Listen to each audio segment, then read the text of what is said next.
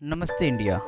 Welcome to my YouTube channel we exist. मैं रंजीत आज आपके सामने एक महान राजा, महान नीतिकार व महान कूटनीति के ज्ञाता जिन्होंने धर्म को विज्ञान के रूप में गीता द्वारा उपदेश दिया, उन महान सर्वश्रेष्ठ राजा श्री कृष्ण के कुछ रोचक जानकारी लेकर आया हूँ। यहाँ मैंने राजा शब्द का प्रयोग इसलिए किया है क्योंकि श्री कृष्ण माइथोलॉजिकल कैरेक्टर नहीं बल्कि माइथोलॉजिकल के साथ साथ हिस्टोरिकल कैरेक्टर भी हैं, जिन्हें आज कुछ लोग काल्पनिक बना रहे हैं। चलिए श्री कृष्ण की कुछ रोचक जानकारी के साथ शुरुआत करते हैं। श्री कृष्ण जिनका जन्म रोहिणी नक्षत्र में हुआ था।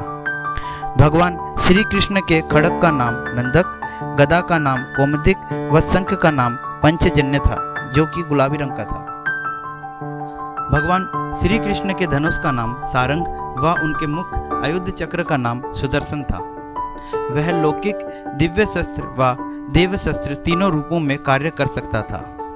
उनकी बराबरी के विध्वंसक केवल दो ही शस्त्र थे, पशुपात शस्त्र और प्रसवास शस्त्र। श्री कृष्ण की परदादी मरीसा व सौतेली माँ रोहिणी नाग जनजाति की थी।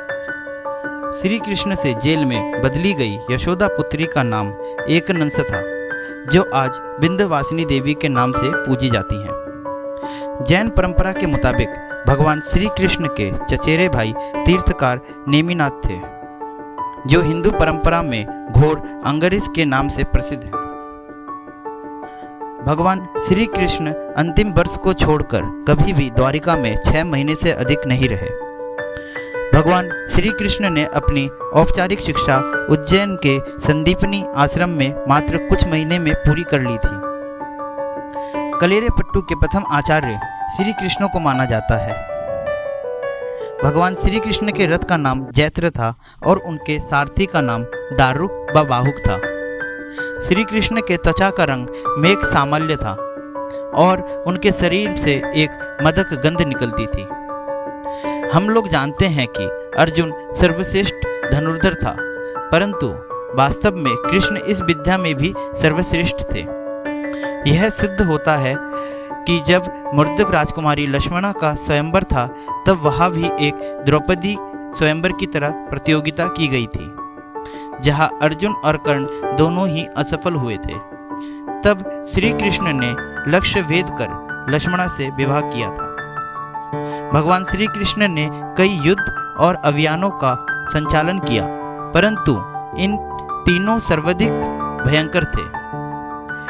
महाभारत, दूसरा जरासंध और काल्यवान के विरुद्ध, तीसरा नरकासुर के विरुद्ध।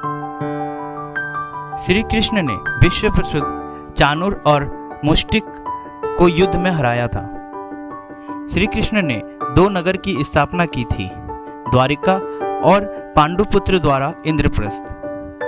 श्री कृष्ण ने श्रीमद् भगवद गीता के रूप में आध्यात्मिकता की वैज्ञानिक व्याख्या की थी। श्री कृष्ण की प्रेमिका राधा का वर्णन महाभारत, हरिवंश पुराण, विष्णु पुराण और भगवत पुराण में नहीं है। उनका उल्लेख ब्रह्मावर्त पुराण, गीता गोविंद और प्रचलित जनश्रुतियों में रहा है। द्रौपदी चीरहरण के समय उनकी साड़ी श्री कृष्ण द्वारा बढ़ाई थी, यह तो सबको पता है, लेकिन इसके पीछे पूरी कहानी बहुत कम लोग जानते हैं। जब श्री कृष्ण ने शिशुपाल का वध अपने सुदर्शन चक्र से किया था, तब उनकी उंगली थोड़ी सी कट गई थी। उस समय द्रौपदी ने अपनी साड़ी का पल्ला फाड़कर श्री कृष्ण की उंगली में बांध दिया था। तब श्री कृष्ण ने कहा था कि मैं इसके एक एक सूत का कर्ज उतारूंगा। क्या आप जानते हैं, अर्जुन अकेले ऐसे इंसान नहीं थे जिसने गीता का सार सुना, बल्कि उनसे पहले हनुमान जी और संजय ने सुना था। एकलव्य, जिसने द्रोणाचार्य को अपना अंगूठा गुरु दक्षिणा में काटकर दिया था, उनका संबंध भी श्री कृष्ण से था। वह श्री कृष्ण के चचेरे भाई थे। वह वासुदेव के भाई के बेटे थे जो खो गए थे और बाद में हिरण्यधनु को मिले थे। रुक्मिणी स्वयंवर के समय अपने पिता को बचाते हुए एकलव्य की मृत्यु श्री कृष्ण के हाथों हुई थी। श्री कृष्ण और बलराम की बहन सुभद्रा थी। सुभद्रा वासुदेव और रोहिणी की पुत्री थी। बलराम उनकी शादी दुर्योधन के साथ करवाना चाहते थे, परंतु रोहिणी और बाकी लोगों को यह नहीं चाहते थे और फिर सुभद्रा का अर्जुन के साथ विवाह हुआ था। आपको यह जानकर शायद आश्चर्य हो कि श्री कृष्ण ने अपने बेटे की शादी दुर्योधन की बेटी से कराई थी।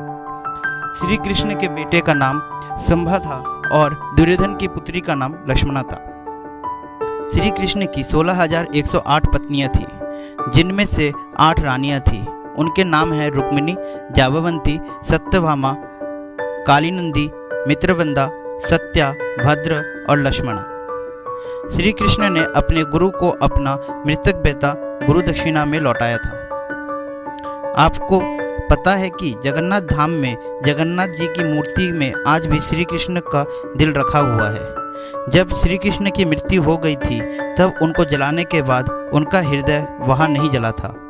तब शिकारी ने उसको जल में एक लकड़ी के टुकड़ों में बहा दिया था।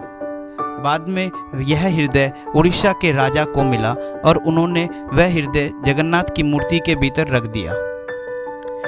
गांधारी ने ही नहीं बल्कि ऋषि दुर्वासा ने भी श्राप दिया था।